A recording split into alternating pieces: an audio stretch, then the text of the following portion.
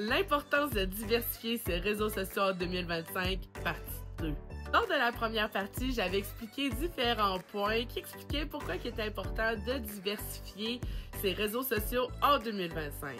Et là, en 2024, la fin 2024, le début 2025, les choses bougent beaucoup au niveau des réseaux sociaux. Donc, voici un up-to-date qui explique où en sont rendues nos plateformes de communication en 2025. Et je vous avertis, c'est un petit casse-tête. Alors, commençons avec le petit nouveau TikTok. Donc, vous n'êtes pas sans savoir que le 19 janvier prochain, supposément que l'application sera bannie des États-Unis. En fait, ce qui risque d'arriver, c'est que l'application ne sera plus mise à jour pour les résidents des États-Unis. Donc, ça signifie que les personnes vont pouvoir conserver l'application sur leur cellulaire, mais qu'au fil du temps, l'application va devenir désuète, étant donné que les personnes ne pourront plus faire de mise à jour. Ce qui est effrayant avec cette nouvelle-là, c'est qu'il faut se dire qu'on n'est pas à l'abri que le Canada emprunte le même chemin que nos voisins les États-Unis. Et c'est là qu'il faut se poser une question. Est-ce que c'est vraiment mieux de donner nos données aux États-Unis ou à la Chine? En fait, la meilleure réponse, c'est ni l'un ni l'autre. On serait mieux de donner nos données au Québec. Malheureusement, il n'y a pas de plateforme québécoise qui existe encore. Donc, qu'est-ce qu'on fait pour l'instant? Les États-Unis reprochent à la Chine de faire de l'ingérence avec leur plateforme de TikTok pour récolter des données et influencer les votes ou les résultats, l'opinion populaire. La problématique, c'est que les États-Unis font exactement la même chose avec Facebook et Instagram. Et entre nous deux, avec Donald Trump qui arrête pas de faire des menaces comme de quoi il voudrait que le Canada devienne le 51e État des États-Unis, ben franchement, j'ai pas envie que mes données partent aux États-Unis pour qu'ils puissent les utiliser à ses fins. Donc pour l'instant, l'avenir de TikTok est encore incertain. Il va falloir attendre de voir si la plateforme va être vendue à un partenaire approuvé par les États-Unis ou si au contraire, le 19 janvier prochain, l'application va être bannie et il va falloir vérifier, il va falloir attendre pour voir qu'est-ce que le Canada va faire à la suite de ça. Et Facebook dans tout ça, eh bien notre cher Mark Zuckerberg a décidé d'arrêter les programmes d'inclusion et de diversité au sein de Facebook. Ce qui est en train d'entraîner un appel au boycott face à toutes les personnes qui trouvent que c'est vraiment pas une bonne idée qu'une institution telle que Facebook n'ait pas de programme d'inclusion et de diversité. Donc encore là, on se demande qu'est-ce que la plateforme va devenir.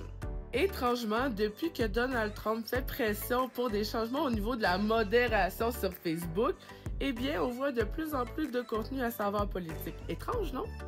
Aussi, il faut noter que l'algorithme de Facebook va encore changer, mais cette fois-ci, pour rajouter plus de contenu à saveur politique dans les résultats de recherche, on va voir de plus en plus, justement, d'idéologie politique de droite. Donc, à ce moment-là, qu'est-ce qu'on fait?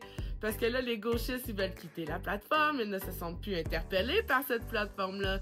Sauf qu'encore là, ce que ça va entraîner, tout ça, c'est que les avis modérés vont encore plus disparaître dans l'ombre et on va voir de plus en plus d'avis d'extrême droite sur la plateforme. Donc, quand on se demande où le monde s'en va, il faut réfléchir à ça. Et malheureusement, les entreprises sont prises dans ce tourbillon-là, faute d'alternatives en ce moment. Et avec tout ça, il faut pas oublier que nos médias canadiens sont toujours bloqués sur la plateforme de Facebook. Plus de voir de plus en plus d'idéologie extrémiste, ben, on va voir de moins en moins de vraies nouvelles locales, régionales et des vraies nouvelles tout simplement. Donc encore là, on peut se demander, est-ce que Facebook est une plateforme sur laquelle il vaut mieux d'investir du temps?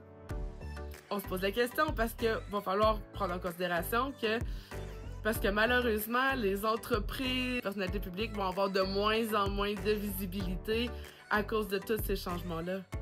Et finalement, on a Instagram. Instagram, vraiment pas beaucoup mieux. Ils viennent encore de changer leur algorithme Depuis la mi-décembre, en fait, ils ont changé leur système de hashtag. Ça veut dire que maintenant, il est plus possible de suivre un hashtag pour voir le contenu qui se faisait à partir de ce hashtag-là. Pourquoi ils ont fait ce changement-là? Eh bien, c'est parce qu'ils étaient pris avec des problèmes de spam et ils ont décidé, ne trouvant pas d'autres alternatives pour empêcher les spammers de polluer le feed de tout le monde, d'enlever cette fonctionnalité-là. Sauf qu'en enlevant la fonctionnalité des hashtags, ça veut dire, du moins, suivi de hashtags, parce qu'on va quand même pouvoir mettre des hashtags, mais l'algorithme va beaucoup changer en ce sens-là et on ne pourra plus utiliser d'algorithmes dits généraux ou pour inciter justement à avoir plus de réactions d'abonnés, tout simplement parce que la plateforme va détecter maintenant si les hashtags représentent vraiment le contenu de la publication qui a été faite. Donc encore une fois, de gros bouleversements dans l'univers des réseaux sociaux. En 2025, multiplier ces réseaux sociaux, c'est pas un luxe, c'est une nécessité. Ne sachant pas ce que va devenir chacune des plateformes indépendamment ou collectivement, vaut mieux ne pas prendre de chance. Mettre toutes ses œufs dans le même panier, c'est de risquer de voir votre public cible aller sur d'autres plateformes ou quitter et vous retrouver sans aucune autre alternative. Donc, prenez pas de chance et commencez à réfléchir à votre stratégie de réseaux sociaux. Et même votre stratégie numérique, parce que le web, c'est vaste.